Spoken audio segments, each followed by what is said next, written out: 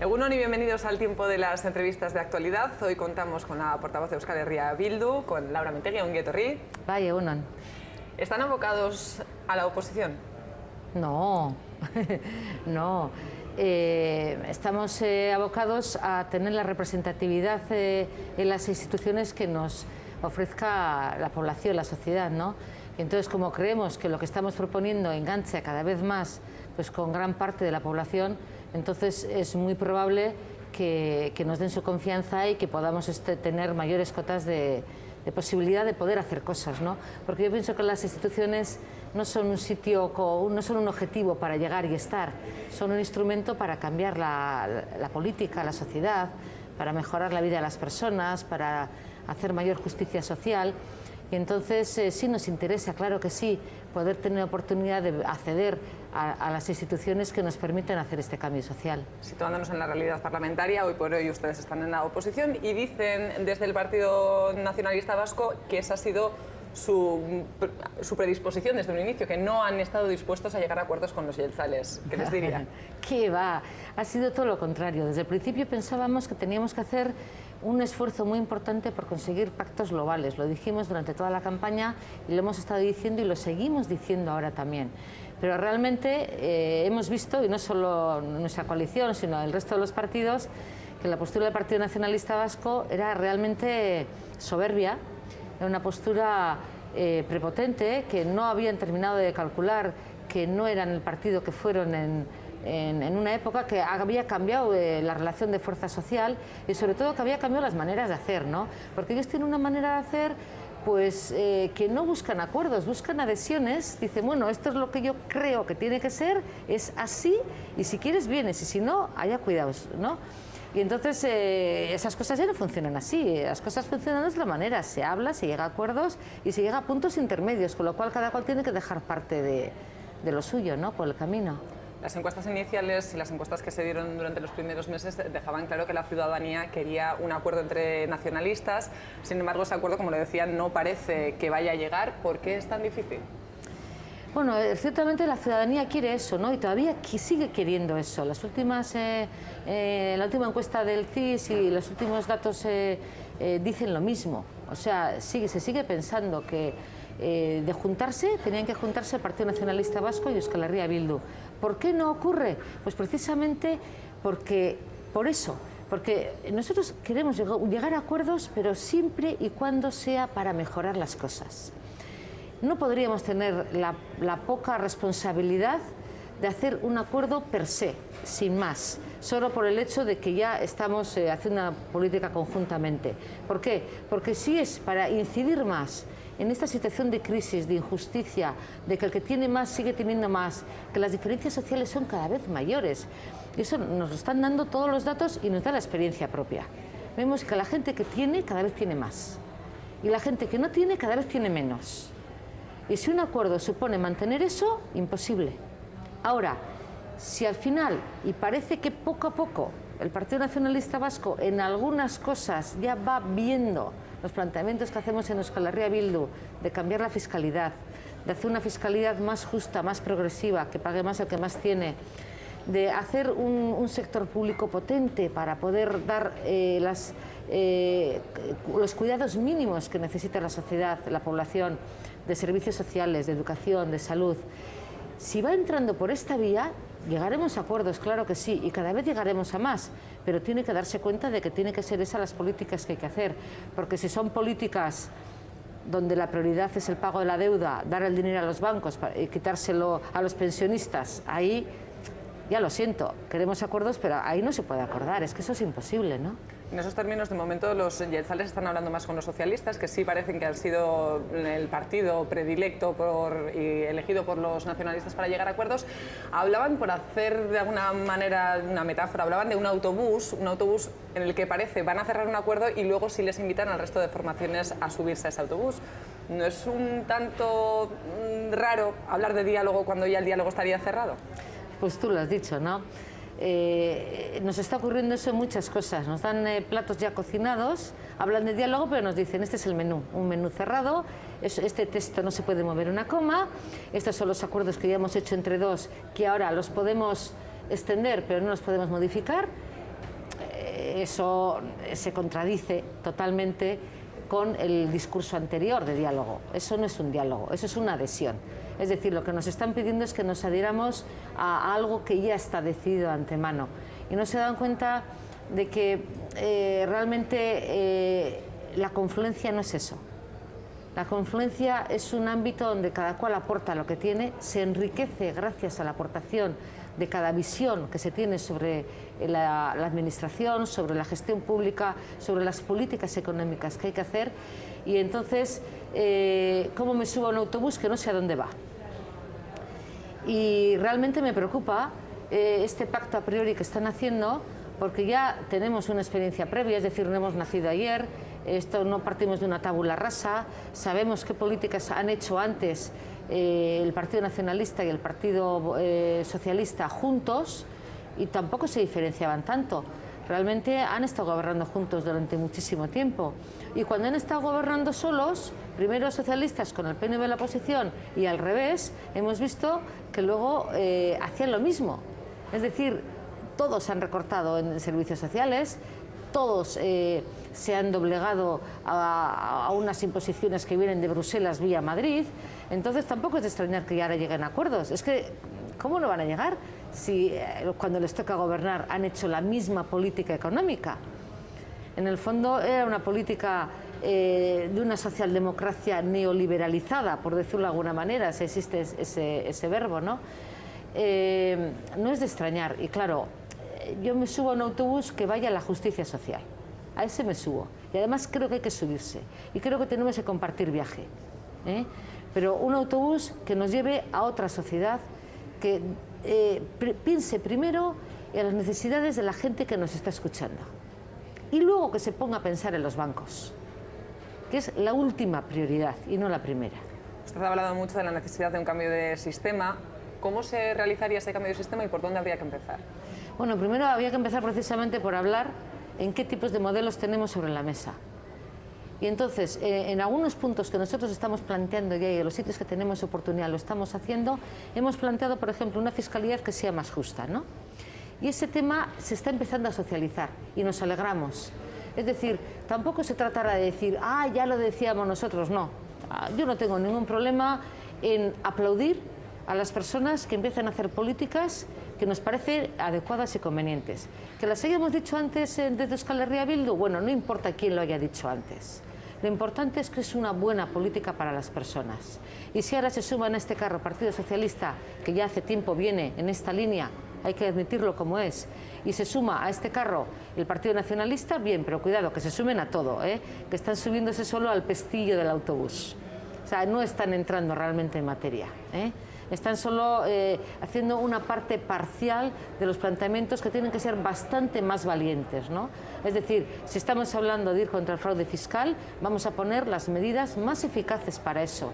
Y si estamos hablando de una progresividad fiscal, vamos a hacer una progresividad realmente real y no solo de fachada, que no sea un mero barniz, que le das una capa de pintura y que parece que es y no es.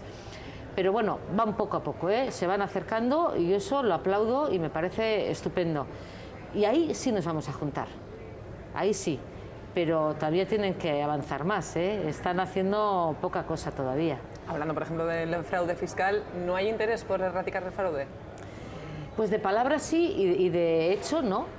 Porque si se dice que hay que evitar el fraude fiscal, es más, utilizan unos datos durante la campaña que todos los partidos mencionaban, que puede haber hasta 2.500 millones de euros de fraude fiscal, que eso es una barbaridad. Eso se acerca, bueno, es prácticamente un cuarto del presupuesto total que tiene la Comunidad Autónoma Vasca. Por lo tanto, si podemos atajar ese fraude, estaríamos hablando que no hace falta ni rescates, que no hace falta ni subir el límite de déficit, que no hace falta endeudarse, que no hace falta recortar nada, que se pueden poner en marcha planes de empleo realmente potentes. Pero ¿qué pasa? Que se dice, sí, queremos atajar el fraude fiscal, pero luego cuando hay medidas realmente eficaces, tan sencillas como interconectar todos los ordenadores y poner a tiempo real online no solo ya la inspección de las diferentes diputaciones, sino la gestión y la recaudación de las diferentes diputaciones, es decir, una conexión en 3 niveles y no solo en el último nivel donde ya vas a la inspección cuando ya hay una sospecha de fraude, que eso es lo que plantea el Partido Nacionalista. Cuando tú dices, bueno, esta es la medida más eficaz, con esto podemos realmente conseguir los objetivos, es cuando empiezan a echarse para atrás. No se entiende que digan una cosa y hagan otra, ¿no? Entonces, ahora, como digo, empiezan a entrar, pero todavía les queda un recorrido muy largo. ¿Y en esa reforma de la situación fiscal es Guipúzcoa el modelo a seguir? Bueno, es un modelo mejorable. Es un modelo que está dando algunos frutos. Da mayores frutos que el modelo que hay en el resto de las diputaciones. Yo no digo que sea la panacea, pero digo que en principio tiene 2 virtualidades interesantes. Una, que parte de una premisa de que hay que hacer una fiscalidad justa y adecuada a los ingresos de las personas y a su realidad económica. Y 2, que va a atajar realmente este fraude que estamos diciendo que existe de hecho. Y lo hace primero por medios mecánicos y luego por medios personales, con la nueva contratación de 10 personas más, precisamente para poder acudir a aquellas bolsas de fraude que ya están detectadas y bueno, pero es mejorable, por supuesto. Y además sería bueno que se mejore con la conjunción o con el concurso del resto de las fuerzas políticas, ¿no? Yo creo que aquí no tenemos que mirar con esa cicatería de a mí qué me interesa como partido. Tendríamos que tener un poco más de amplitud de miras, ¿no? Y realmente cuando la población está harta de los partidos políticos, pues en parte los propios partidos fomentan eso, ¿no? Porque no están a veces mirando qué es lo mejor para las personas. Lo que están mirando es qué mejor para mí de aquí a 2 años que va a haber elecciones. Pues mira, yo lo que pienso es, si tú realmente trabajas por las personas, la gente no es tonta y al final se dará cuenta de quién ha hecho más por ellas. Y no tienes que andar pensando en las elecciones. Lo que tienes que andar pensando es en el día a día, cómo ayudas a las personas a que lleguen a final de mes, a que paguen la hipoteca. Y para eso hay que tomar medidas que existen, están inventadas y que, bueno, se pueden mejorar, claro que sí. Y en estas llega el debate sobre el concierto económico vasco. ¿Le sorprendieron las palabras de Pere Navarro? Hombre, me parecieron, que primero, una falta de respeto al resto de las formaciones. Yo pienso que puedes tener tus propias ideas políticas, pero que no hay por qué pasar por la ofensa a los demás, ni a otros partidos, ni a otras poblaciones, ni a otras naciones, para poder defender las tuyas propias. No es necesario, ¿no? No había ninguna necesidad. Y luego peca de bastante desconocimiento, ¿no? Es no saber lo que es un concierto económico.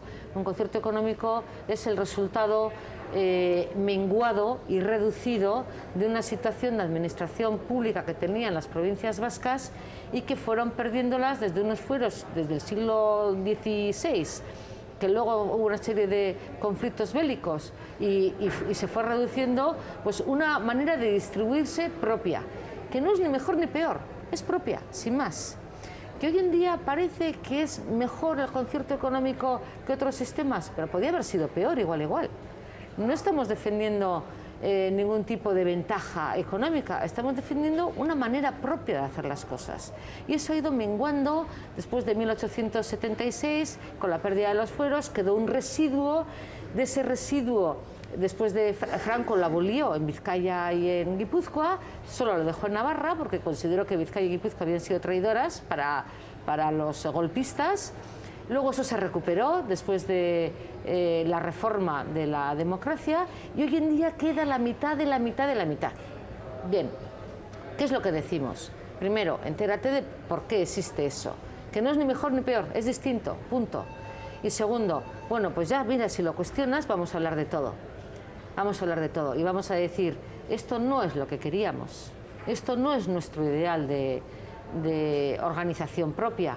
Nosotros realmente lo que queremos es poder decidir en todos los ámbitos de la vida pública cómo nos organizamos socialmente, cómo nos organizamos económicamente, qué tipo de fiscalidad vamos a tener, qué tipo de no solo ya de recaudación, sino de organización territorial, comarcal, etcétera.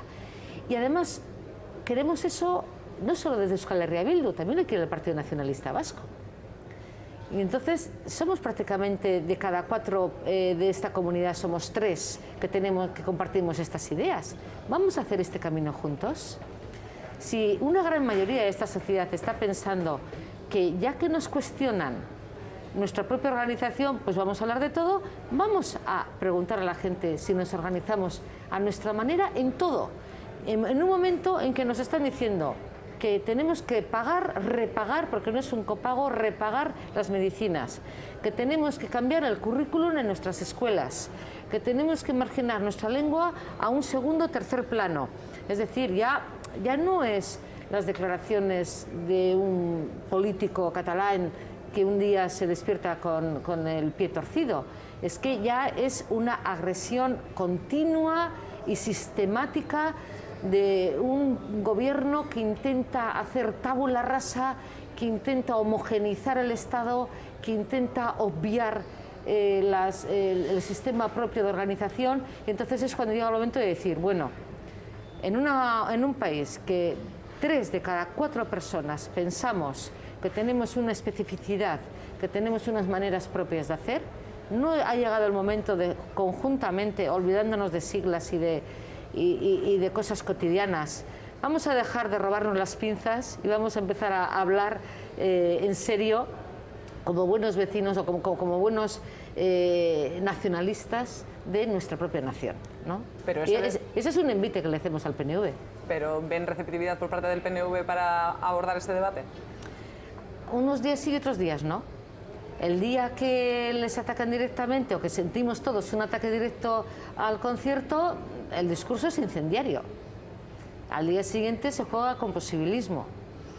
Bueno, yo creo que es muy serio lo que está ocurriendo y hay una oferta sincera por parte de la segunda fuerza de este país con una capacidad de movilización de energía y de aportar trabajo muy grande, y sería una irresponsabilidad no tener en cuenta la oferta que estamos haciendo, porque realmente creemos que tenemos que dar una respuesta como país, y creemos que es muy peligroso el juego que está llevando a cabo el Estado, el Gobierno central, con el concurso, con la ayuda de espontáneos que salen al ruedo. Si no hacemos las cosas de una manera contundente, hay probabilidades de que este sistema autonómico menguante mengue mucho más o desaparezca. Hablando de temas que crean muchas suspicacias y de temas que podrían estar bloqueados y de difícil avanzar, ¿está el proceso de paz bloqueado? Según desde donde se mire, todo fenómeno político, vital o personal es un prisma que tiene muchas caras, y según desde donde la mires está o no está.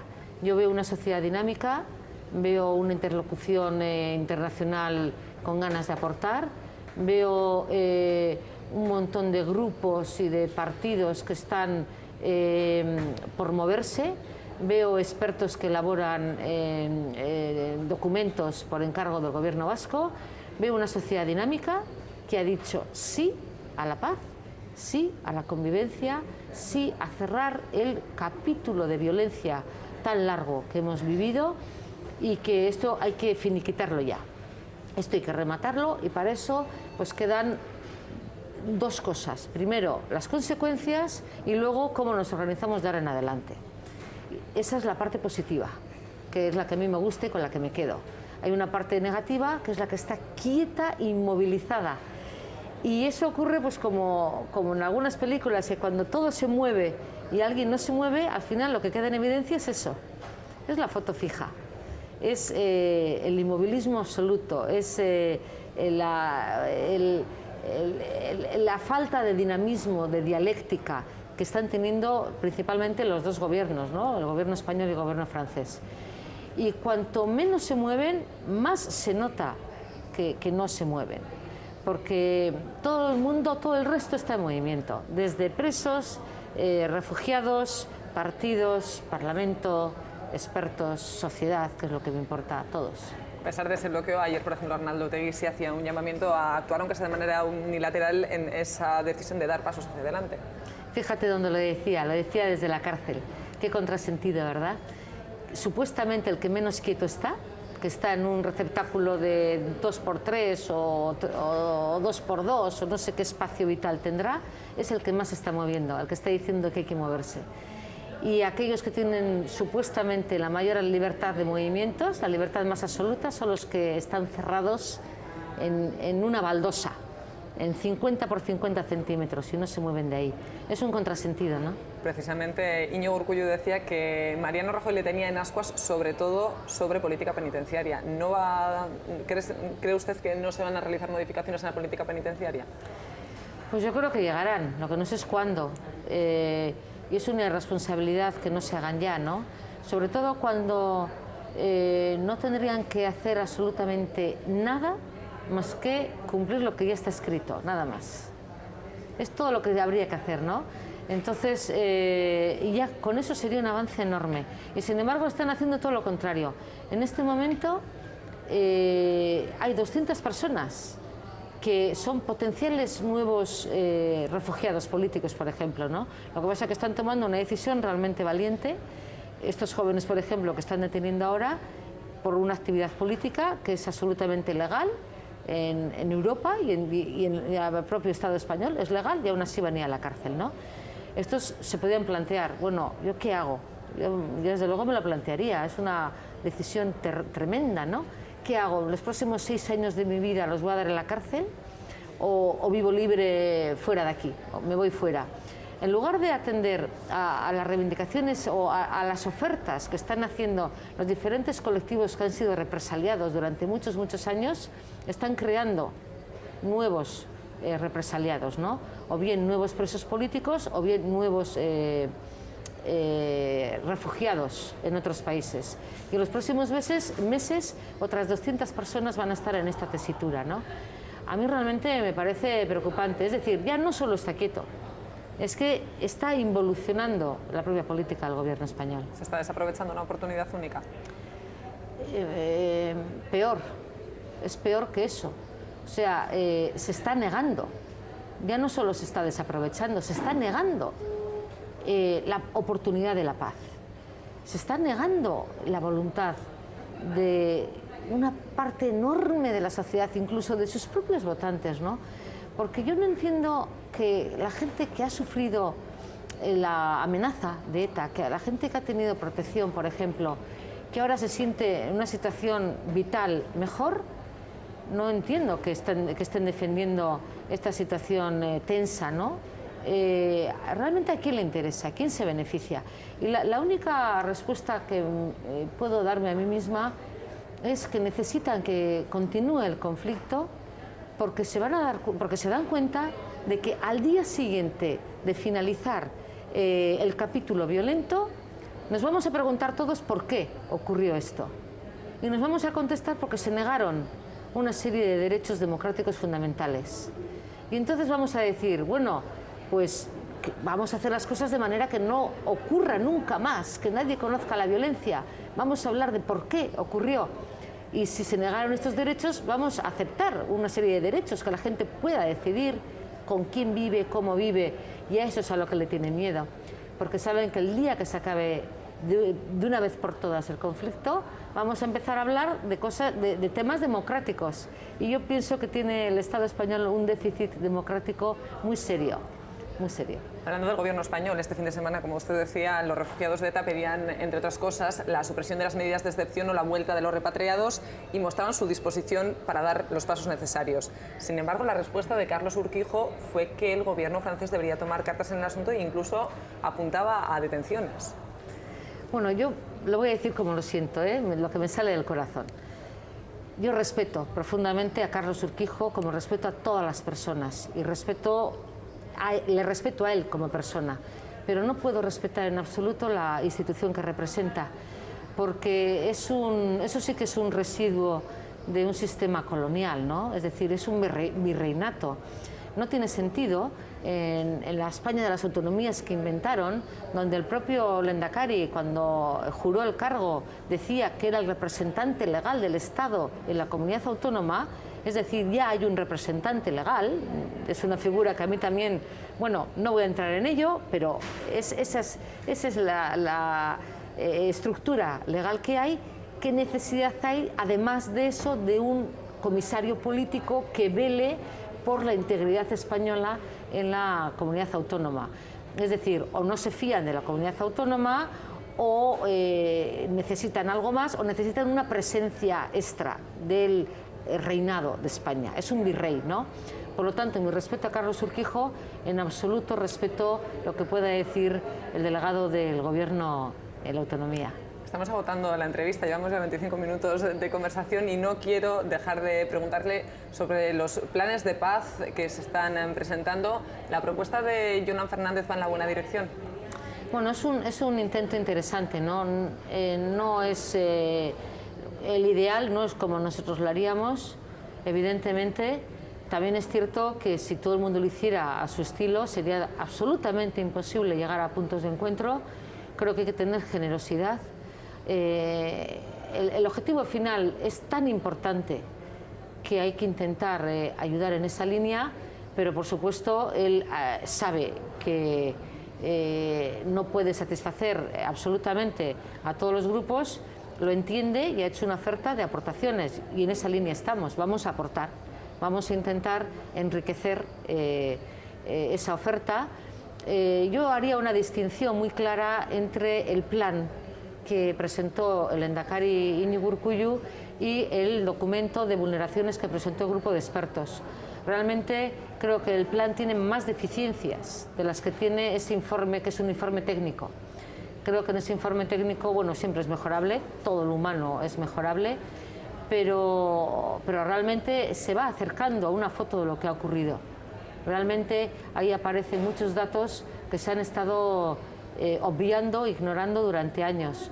Y realmente lo valoramos de una manera más positiva porque es un documento técnico, objetivo, donde solo se dice cuántas personas han sufrido y en qué grado y en calidad de qué han sufrido las consecuencias de un conflicto político violento, ¿no?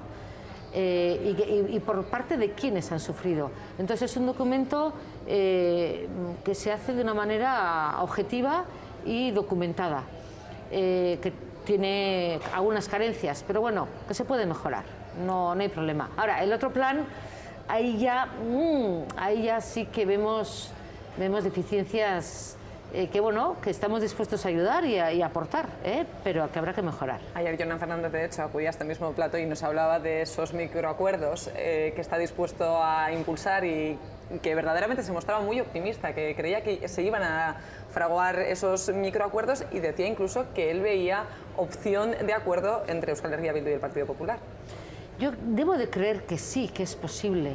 Yo debo de creer que sí. Aunque a veces realmente la propia praxis nos dice que cada vez que damos un paso de acercamiento ellos se alejan cada vez más. De hecho, se hizo 3 intentos para que estuvieran en la ponencia del Parlamento y esos intentos para que ellos estuvieran fueron a costa de poner dificultades a la sensibilidad que representa la coalición de Euskal Herria Bildu, y a pesar de eso nos planteamos que teníamos que actuar de una manera generosa y que íbamos a saltar por encima de las piedras que nos ponían en el camino para acercarnos. Y la realidad es que estamos en la ponencia y el Partido Popular no está, cuando todos los intentos se hicieron en aras de que estuvieran ellos.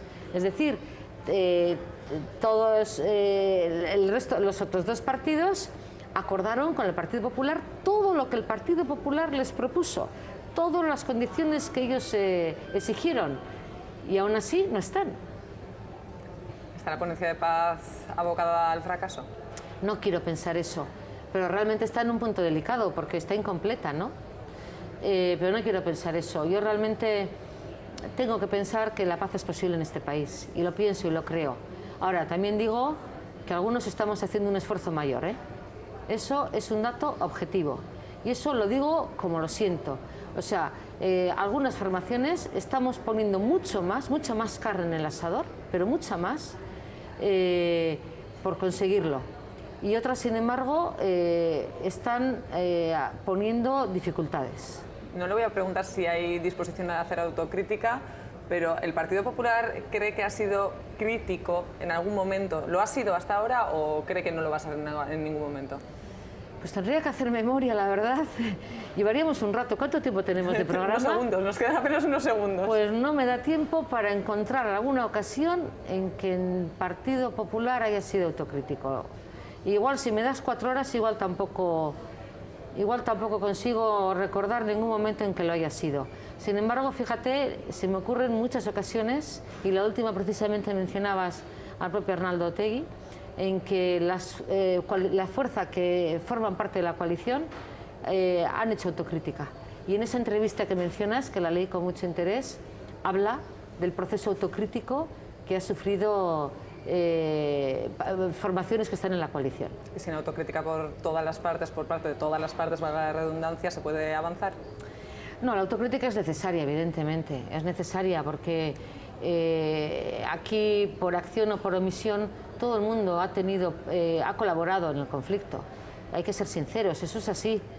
Algunas formaciones, algunas personas de manera activa y otras de manera pasiva, pero absolutamente todo el mundo ha estado en algún momento en una posición determinada, y aquí hay que reconocer que todo el mundo ha mirado para otro lado alguna vez, que todo el mundo ha sufrido más en unas situaciones y menos en otras, y eso, si no lo reconocemos, seríamos bastante hipócritas. Laura Mintegi, hemos agotado y hemos, de hecho, cogido algunos minutos más de lo que teníamos de entrevista, pero a mí todo me han quedado muchas preguntas por hacerlas, así que espero que tengamos la oportunidad de volver a hablar. Cuando quieras. Eskerrik asko, y hasta aquí, por lo tanto, la entrevista de actualidad del día. Volveremos mañana, ya lo saben, puntuales a la misma hora. Ordura arte, egun ona izan, agur.